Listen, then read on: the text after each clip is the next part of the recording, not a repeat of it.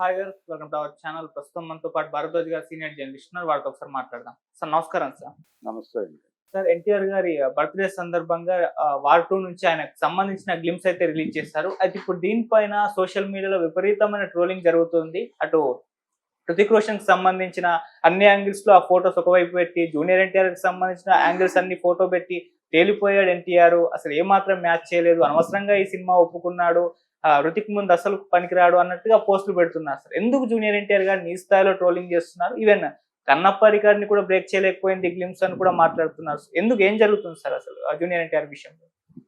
అంటే ఒకటి భిన్నమైనటువంటి వాదనలు అయితే వినిపిస్తున్నాయి. దీని మీద ప్రధానమైనటువంటి ఆవేదన ఏంటంటే, సోలో హీరోగా 1000 కోట్ల క్లబ్ లోకి వెళ్లే సినిమా చేస్తే బాగుండేది ఎన్టీఆర్, అలా కాకుండా ఎందుకు ఈ ప్రాజెక్ట్ లోకి ఎంటర్ అయ్యాడు అనేది ఒక ప్రధానమైన ఆవేదన. అయితే ఇక్కడ చూడాల్సింది ఏంటంటే, ఇప్పటివరకు ఎన్టీఆర్ బాలీవుడ్ లోకి అంటే హిందీ మార్కెట్ లోకి ప్రమోట్ చేసిన సినిమాలు, అది దేవర కావచ్చు లేకపోతే RRR కావచ్చు, ఈ 2 సినిమాలు కూడా South Indian production houses, Telugu production హౌసుల నుంచి బయటకు వెళ్ళినటువంటి సినిమాలు. అలా కాకుండా స్ట్రైట్గా బాలీవుడ్లో ఒక సినిమా చేయాలి అనేది ప్రోగ్రాంలో భాగంగా ఆయన యాక్సెప్ట్ చేశాడు. చేసి ఈ సినిమా రిలీజ్ అయిన తర్వాత తనకు డెఫినెట్గా అవకాశాలు అక్కడ వచ్చే ఛాన్సెస్ ఉన్నాయి. తను చేయబోతున్న తర్వాత సినిమా కూడా ప్రశాంత్ నీల్ది, అది కూడా సౌత్ ఇండియన్ ప్రొడక్షన్ హౌస్ నుంచి వెళ్తున్న సినిమానే. సో బాలీవుడ్ మార్కెట్ను పట్టుకోవడం మాత్రమే కాదు, బాలీవుడ్ ప్రొడక్షన్ హౌసెస్ నుంచి కూడా తన సినిమాలు ప్రమోట్ అవ్వాలి లేదా ప్రొడ్యూస్ అవ్వాలి అనేటువంటి ఒక కార్యక్రమంలో ఉన్నాడు ఆయన. అప్పుడు మార్కెట్ స్థిరీకరణ జరుగుతుంది. ఆ మార్కెట్ స్థిరీకరణ జరపడం కోసం చేస్తున్న సినిమా. అందులో తన పెర్ఫార్మెన్స్ తనదైన పద్ధతిలో ఉంది. అలాగే ఆయన వాయిస్ ఇదంతా కూడా బాగానే ఉంది. ఇబ్బందికరమైన పరిస్థితుల్లో ఏమీ కనిపించలేదు. నిజానికి క్యామియో చేస్తున్నాడేమో అనే కొన్ని అనుమానాలు ఉన్నాయి. ఆ అనుమానాలని ఈ గ్లిమ్సెస్ ద్వారా కొంత తగ్గించారు, పటాపంచలు చేశారు అని కూడా చెప్పుకోవచ్చు ఒక రకంగా. కాబట్టి అది అలరించాల్సిన వాళ్ళని అలరించింది. అలాగే ఆ సినిమాకి సంబంధించి ఇంకొక ప్రచారం ఏం జరుగుతుందంటే, గ్లిమ్సెస్ రావడానికి ముందు దానికి తెలుగు రాష్ట్రాల్లో పలికిన రేటు వేరు, తర్వాత పలుకుతున్నటువంటి రేటు వేరు, ఒక 20 కోట్ల తేడాలో నడుస్తోంది బిజినెస్ అన్న టోన్లో కూడా కొన్ని వ్యాఖ్యానాలు నడుస్తున్నాయి.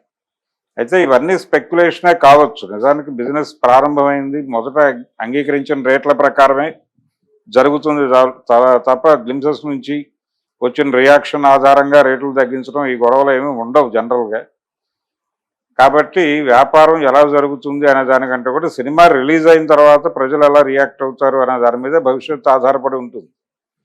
తను హృతిక్ రోషన్ని పెంచడం కోసం అందులో క్యారెక్టర్ చేసే ఉద్దేశంతో వెళ్ళి ఉంటాడని నేనైతే అనుకోవడం లేదు. తన కెరియర్కి ఉపయోగపడుతుంది అనే ఉద్దేశంతోనే ఎంట్రీ ఇచ్చుంటాడు. తన కెపాసిటీ ఏమిటో హిందీ స్క్రీన్కి పరిచయం చేయాలి అనేది ఆయన ఉద్దేశం. ఆ మేరకు తన కష్టం. యశ్రాజ్ నుంచి వస్తున్నటువంటి సినిమా ఇది కాబట్టి ప్రెస్టీజియస్ ప్రాజెక్టే, దీన్ని రిజెక్ట్ చేయాల్సిన అవసరం లేదు.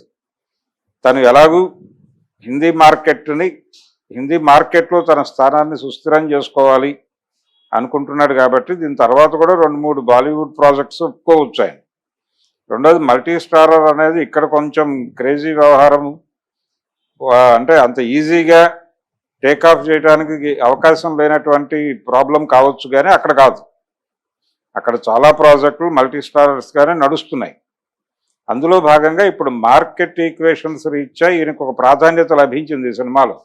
ఎందుకు ఎన్టీఆర్ని యాప్ చేసుకోవాలి వాళ్ళు అంటే, దానికి ఒక బలమైన రీజన్ ఏంటంటే, కింద నుంచి ఎలాగైతే బాలీవుడ్ మార్కెట్ని, హాలీవుడ్ మార్కెట్ని, ప్రపంచ మార్కెట్ని క్యాప్చర్ చేయడానికి తెలుగు సినిమా నుంచి ఎలా ప్రయత్నం జరుగుతోందో, అలాగే లోకల్ మార్కెట్లని తనతో కలుపుకోవటానికి బాలీవుడ్ ప్రయత్నం చేస్తోంది, హాలీవుడ్ ప్రయత్నం చేస్తోంది.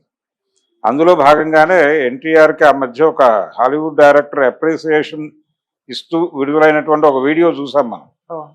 ఆయన RRRలో ఆ జంతువులన్నిటితోనూ దూకేటువంటి షాట్ నన్ను చాలా ఆకట్టుకుంది. చాలా ఎమోషనల్గా ఉన్నాడు అతను. అతనితో సినిమా చేయాలనే కోరుకుంది నాకని ఒక డైరెక్టర్ మాట్లాడిన వీడియో మనం చూసాం. సో వాళ్ళు కూడా లోకల్ మార్కెట్, లోకల్ టాలెంట్ వైపు చూస్తున్నారు. ఎందుకంటే ఈ మార్కెట్లను క్యాప్చర్ చేయాలంటే ఈ మార్కెట్లను రూల్ చేస్తున్న వాళ్ళు ఏదో మేరకు క్రౌడ్ పుల్లింగ్ కెపాసిటీ ఉన్న వాళ్ళని వాళ్ళు తమ ప్రాజెక్టుల్లోకి ఎమర్జీ చేసుకోవడానికి ప్రయత్నం చేస్తున్నారు, ఆలోచిస్తున్నారు. అందులో భాగంగానే ఎన్టీఆర్ ఈ ప్రాజెక్టులోకి వచ్చాడు తప్ప ఈయనేదో కోరి కావాలని చేసింది కాదు. తను కూడా అలా చేసుకుంటూ వెళుతున్నాడు. ఇది మంచిదే అన్న ధోరణిలో వెళ్తున్నాడు. అతను మంచిదే కావచ్చు, రేపు పొద్దున అతనికి ఇంకో 2 బాలీవుడ్ ప్రొడక్షన్ హౌసెస్ నుంచి పిలుపులు వస్తాయి.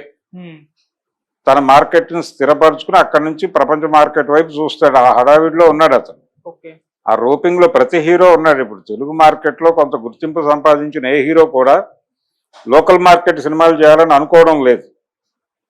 డెఫినెట్ గా బిగ్గర్ మార్కెట్ లోకి వెళ్ళాలి, పాన్ ఇండియా మార్కెటా లేకపోతే వరల్డ్ మార్కెటా అనే వేటలోనే ఉన్నారు అందరు హీరోలు. కథలు వినేటప్పుడు కూడా ఆ పర్సెప్షన్ లోనే వింటున్నారు, ఆ పర్స్పెక్టివ్ లోనే చూస్తున్నారు ప్రపంచాన్ని. కాబట్టి ఎన్టీఆర్ వేసిన అడుగు తప్పు అని వాదిస్తున్న వాళ్ళ మాటల్లో వాస్తవం లేదు. అయితే వాళ్ళ ఆవేదన, అతను సోలో హీరోగా 1000 crore క్లబ్ లోకి ఎంటర్ అయ్యి నిలబడగలిగినటువంటి కెపాసిటీ ఉన్నప్పటికీ, అంటే దేవర సినిమా కొంత వెనక్కి లాగింది అనేది ఒక ఫీలింగ్. నిజానికి అది RRR కంటే ముందు అంగీకరించినటువంటి సబ్జెక్టు. అయితే RRR తర్వాత వచ్చినటువంటి కొత్త మార్కెట్ విధానాల మేరకు ఆ సబ్జెక్టుని మార్చుకుంటూ వెళ్ళాడు ఆయన. కొరటాల శివ మొదట సింగిల్గా అంటే ఒక పార్ట్లో చెప్పాల్సినటువంటి కథను 2 భాగాలుగా చేల్చడం, తత్సంబంధమైనటువంటి ఇబ్బందులు ఉన్నాయి అది అందులో. అవి ఉండటం వలన అది 700 కోట్ల వరకు వెళ్ళింది. అక్కడ వరకు వెళ్ళటానికి కూడా సినిమాలో ఉన్నటువంటి డైరెక్టర్ కెపాసిటీ, సినిమా దమ్ము కంటే కూడా ఎన్టీఆర్ ఇమేజ్ పుల్ చేసింది ఆ సినిమాని. ఆ మేరకు తన ఇమేజ్ ఏ మేరకు నడపగలదో ఒక అంచనా వచ్చేసింది ప్రపంచానికి. ఆ అంచనా మీద ఇప్పుడు ఈ ప్రాజెక్ట్ నుంచి వర్కౌట్ చేస్తే అది తనకి బెటర్ కెరియర్ని ఇస్తుందని ఆయన నమ్ముతున్నాడు. అందుకని చేశాడు ఈ సినిమా. ఇది డెఫినెట్గా వర్కౌట్ అవుతుంది. ఎవరు ఏమీ కంగారు పడాల్సిన అవసరం ఏం లేదు. ఎన్టీఆర్ వేసిన అడుగు మంచి కోసమే, మంచిదే. సార్, ఇంకో చర్చ కూడా జరుగుతుంది. ఎన్టీఆర్ గారికి యాంటీ ఫ్యాన్స్ పెరిగిపోయారా అని చెప్పేసి అభిప్రాయాలు వ్యక్తం అవుతున్నాయి. అలా ఫ్యాన్స్ కూడా అదే ఆందోళన వ్యక్తం చేస్తున్నారు. ముఖ్యంగా RRR తర్వాత ఈ స్థాయిలో ఒక స్టార్ హీరో ట్రోలింగ్ కు గురి కావడం అనేది ఇంకే హీరో విషయంలో జరగలేదు. ఒక జూనియర్ ఎన్టీఆర్ గారి విషయంలోనే జరిగింది. అది దేవర టైంలో కానివ్వండి, లేకుంటే మొన్న ముస్లిం పేరు విషయంలో కానివ్వండి, ఇలా అన్ని రకాలుగా ఆయన ట్రోలింగ్ గురవుతున్నారు. నిజంగా యాంటీ ఫ్యాన్స్ పెరుగుతున్నారు అసలు? అంటే రకరకాలుగా ఉంటుంది. జనరల్ గా ఒక హీరో ఎవరైనా సరే ఎదుగుతున్న దశలో లాగడానికి ప్రయత్నం చేసేవాళ్ళు ఖచ్చితంగా ఉంటుంది. టార్గెట్ అవుతారు. ఉన్నంతలో వెనక్కి పుల్ చేయడానికి ఏం చేయగలము అనేది ఎవరైనా ఆలోచిస్తారు. దానికి ఒక అద్భుతమైన అవకాశం దొరికింది. అంటే మనం ఇప్పటిదాకా మాట్లాడుకుంటుంది ట్రోల్ కల్చర్ మీద. ఈ ట్రోల్ గ్యాంగ్స్ అనేవి కేవలం రాజకీయ నాయకులకో మరొకరికో పార్టీలకో ఉండేవి మాత్రమే కాదు, అది ఫ్యాన్ బేస్డ్గా కూడా ఉన్నాయి కాబట్టి ఆ ఏరియాలో అంటే గతంలో పోస్టర్ల మీద పాడేసినట్టు ఇప్పుడు ఆ క్యారెక్టర్ హీరో చేసిన సినిమా మీద ఒక బ్యాడ్ ఇది ప్రాపగాండా చేయటం అనేది ఒక ప్రోగ్రామ్గా జరుగుతోంది.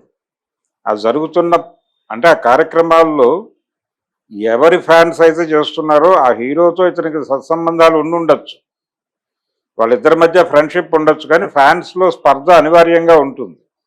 ఆ అనివార్యమైన స్పర్ధ పెరుగుతోంది అంటే ఇతను ప్రభావం చూపిస్తున్నాడు అని. ఆ ప్రభావం చూపిస్తున్నాడు అనేది పాజిటివ్గా తీసేసుకోవాలి తప్ప నెగిటివ్గా తీసుకోవాల్సిన అవసరం ఏం లేదు. అందుకని ఈ యాంటీ ఫ్యాన్స్ ఇప్పుడు మొన్న ముస్లిం అనే దాన్ని ప్రచారం చేశారు. బేస్లెస్ ఆర్గ్యుమెంట్ అది. ఆ బేస్లెస్ ఆర్గ్యుమెంట్కి తెర ముందుకు వచ్చి ఆయన ఏమి చెప్పే ప్రయత్నం చేయలేదు. అలాగే పొలిటికల్గా ఆయన్ని కార్నర్ చేయడానికి రకరకాల ప్రయత్నాలు జరుగుతున్నాయి. వీటన్నిటినీ చూస్తూ చాలా సహనంతో ఓర్పుతో ఆయన అక్కడ మాట్లాడట్లేదు, నోరు విప్పడం లేదు. దాన్నే అభిమానులు కూడా మెయింటైన్ చేయడం మంచిది, మరక మంచిదే అన్న పద్ధతిలో వెళ్ళిపోయి రేపు సినిమా రిలీజ్ అయిన తర్వాత రిజల్ట్